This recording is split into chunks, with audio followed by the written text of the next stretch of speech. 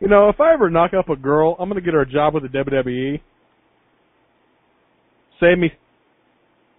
Not that I believe in abortion.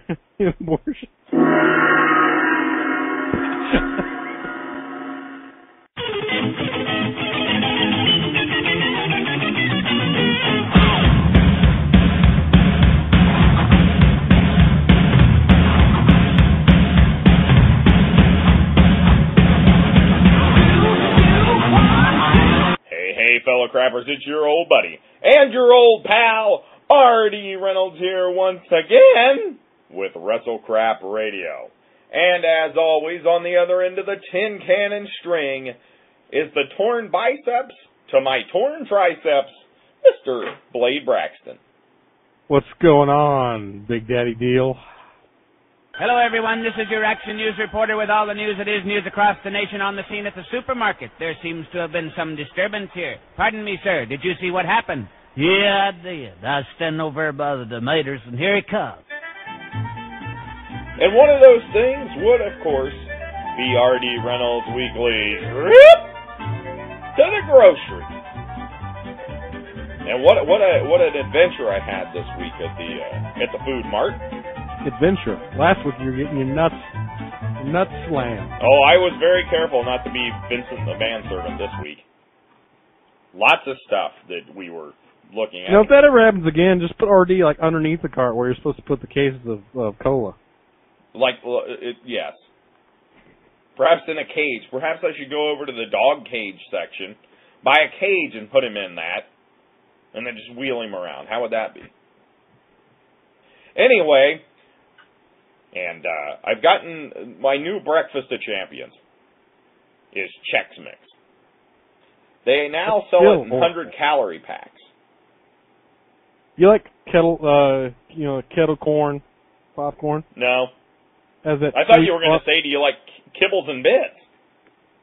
I always wonder what dog beef jerky tasted like. But it's spicy mustard kettle corn. Oh, that's wrong. I'm not into... Did you buy some of this? I was curious. Did you buy it? Yeah, I bought it and I ate half the bag and I vomited. You ever play Trivial Pursuit? Of course. Now you can play it while you're eating Pop-Tarts. That's right, kids. It's Trivial Pursuit Pop-Tarts. Right there on the Pop-Tart. A Trivial Pursuit question. A little brain teaser for you in the morning. How do you find out the answer? It's on there. It's upside down on there.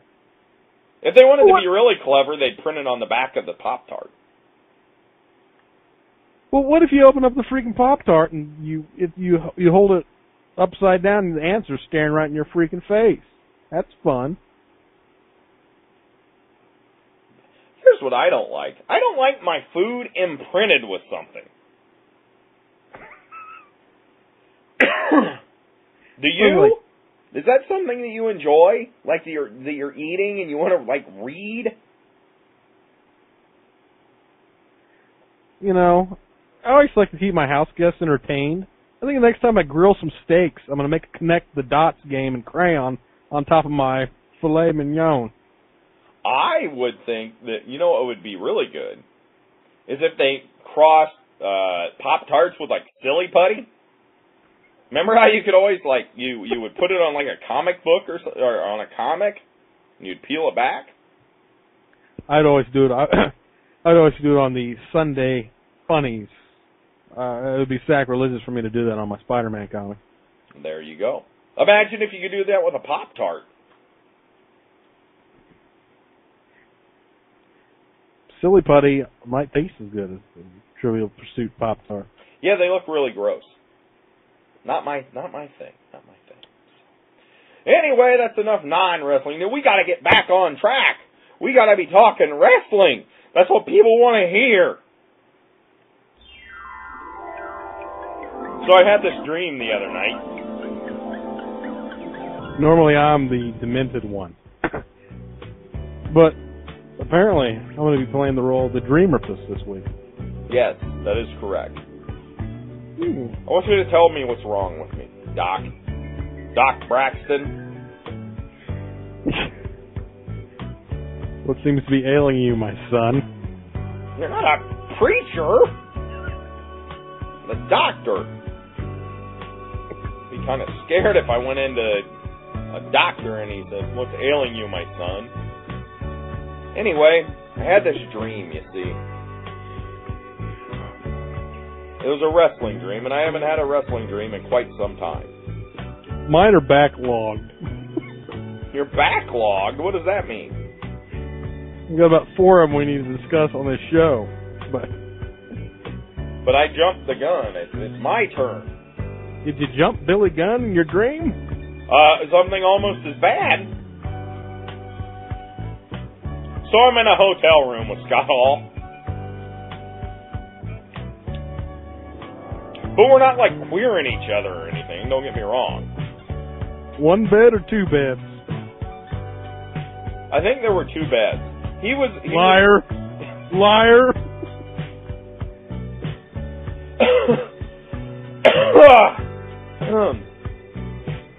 So anyway,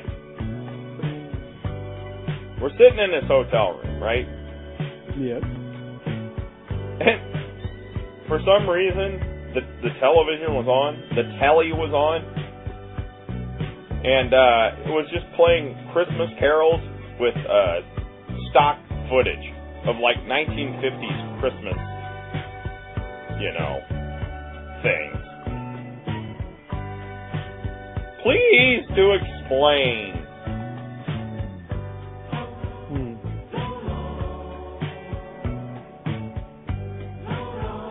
It's a stumper, isn't it? Where was that mistletoe placed? I don't know that I want you to analyze this dream anymore.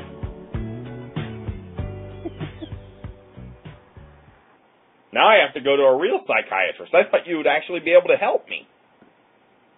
You don't want me to tell you the real answer. Probably don't.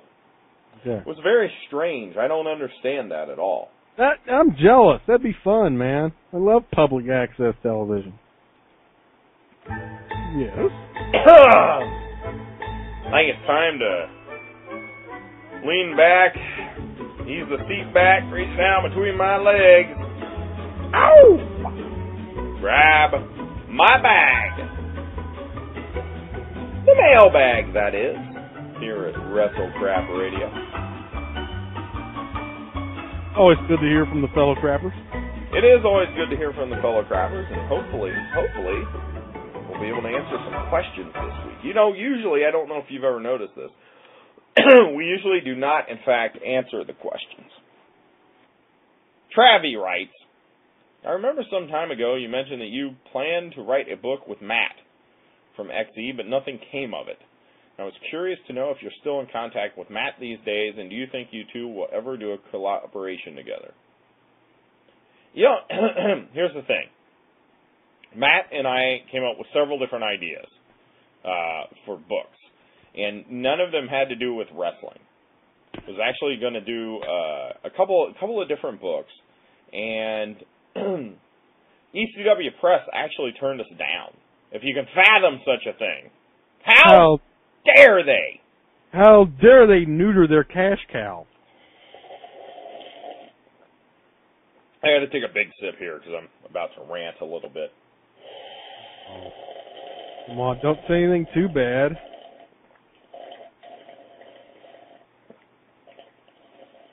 I just wanted to email Matt and tell him about my story about meeting He-Man at the ghetto amusement park.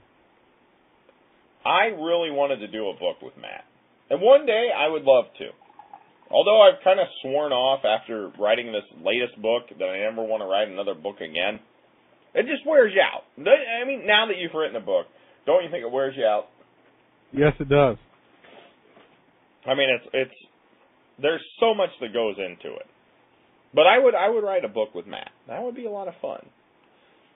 It says, have you ever thought of having him as a special guest on WrestleCrap Radio? You know, people bitch about us not having wrestling news. I think if I were to have Matt on, that may cause some people to short circuit. Johnny Five style? Johnny Five style. That's one of the first dates I ever had. Was taking a girl to see Short Circuit. Oh, man. You'll be shocked to know that after I took her to see Short Circuit, I did not, in fact, get any. The sight of a half-assed E.T. robot didn't get your date hot and bothered? No. No, and I think the fax troll is going crazy right now, wanting us to. It's like the fax troll is filing a veto for this show, filing a motion to try and get us back on track and trying to get us to talk about wrestling, and in this case, it would be obscure wrestling news. Oh dear Lord! Not this music. Ow! Oh no. Oh, no. I thought I had blocked this from my memory completely. You know, my last song that I composed was so overwhelmingly popular that people have been blowing up my inbox. Like, when are you gonna give the follow-up? You know, when are you gonna get on the mic again and sing? I find that impossible to believe. I defy impossibility every week. I guess you have. Do you have any other music than this god-awful intro music, I hope? Yes. Don't you worry. Okay. Don't you worry. Cue it up here. You got your Casio at the ready, I take it. Well, would you care to wonder about what this song's about? Go ahead.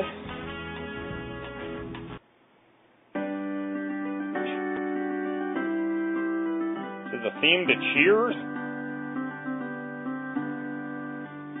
To all the divas we've loved before, who used to dress like slutty whores, I'm glad they came along. We got to see the thongs of all the divas we've loved before. To all the divas who were barely dressed, and may I say Victoria's the best. Their matches might blow, but we saw the camel toe of all the divas we've loved before. But there'll be no more boobs showing. Vince's new dress code's in place. He says that it's for advertising. Me, I think he just turned gay. To all the divas on Monday night, who are now dressed like Vince's wife, wearing tights that are too long, will never see the thongs of all the divas we've loved before.